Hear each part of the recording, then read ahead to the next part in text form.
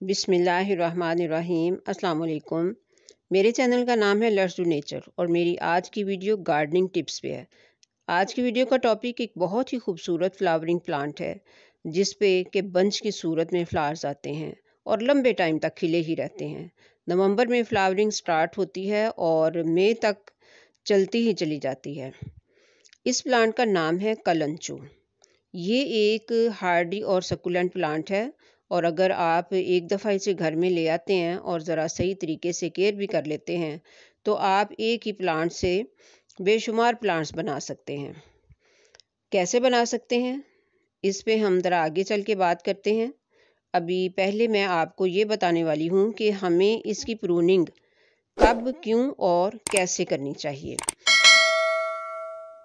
जैसा कि मैं आपको बता चुकी हूँ कि इस पे इस तरह से गुच्छों की सूरत में फ्लावर्स आते हैं, तो इन फ्लावर्स को जब ये ड्राई हो जाएं तो कट कर देना चाहिए, क्योंकि इस तरह से नए फ्लावर्स को खिलने की जगह मिलती रहती है और फिर प्लांट भी साथ साथ घना होता रहता है।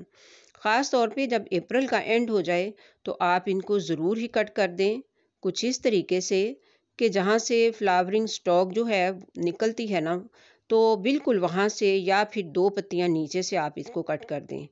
तो फिर ये नेक्स्ट ईयर के लिए आपके पास मज़ीद प्लांट्स भी लेकर आएगा और इसके ऊपर फिर फ्लावरिंग भी ज़्यादा होगी।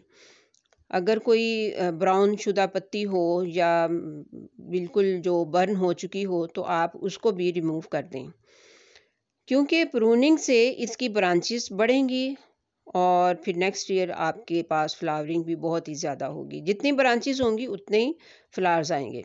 तो अप्रैल में प्रूनिंग कर देने के बाद इसको सारा समर सीज़न शेड में रखें, क्योंकि ये ठंड का प्लांट है। इसको लंबी रातें और छोटे दिन पसंद हैं और समर में लंबे और गर्म दिन होते हैं और रातें भी छोटी छोटी होती हैं। तो साबित हुआ कि विंटर सीज़न का ये प्लांट है। तो विंटर में तो इसे वाटरिंग बहुत ही कम कम करनी पड़ती है, कई दिनों के बाद ही। लेकिन समर में जैसे ही आपको मिट्टी ड्राई नज़र आए तो वाटरिंग कर दें और इसकी सॉइल जो है वो बिल्कुल वेल ड्रेन बनाएं और कोई ख़ास फर्टिलाइज़र की भी इसको ज़रूरत नहीं होती है, क्योंकि ये बिल्कुल लो मेंटेनेंस प्लांट है। कोई ख़ास केयर इसकी नहीं करनी पड़ती है।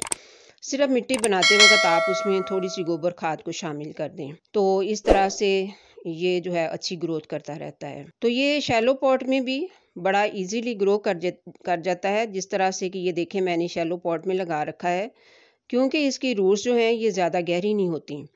इसे छोटे से पॉट में भी आप ग्रो कर सकते हैं और काफ़ी अरसा तक इसका पॉट चेंज करने की भी ज़रूरत नहीं पड़ती, जब तक कि रूट्स बाउंडिंग ना हो जाए या फिर रूट्स जो हैं वो नीचे ड्रेनिंग होल से बाहर ना आ जाएं। तो तब तक आप इसको एक ही पॉट में रखिए। तो ये तो साइडों से भी ये बेबीज़ निकालता रहता है, जहाँ से हम कट करते हैं वहाँ से भी ब्रांचेस बढ़ती हैं और साइडों से भी बेबीज़ निकलते रहते हैं इसके। ये देखिए इस तरह से ये एक छोटा सा बेबी आपको नज़र आ रहा है, ये सारे बेबीज़ ही हैं इसके। मैं ये प्लांट जो है ये लास्ट ईयर लेके आई थी और बस इसकी एक ही ब्रांच थी।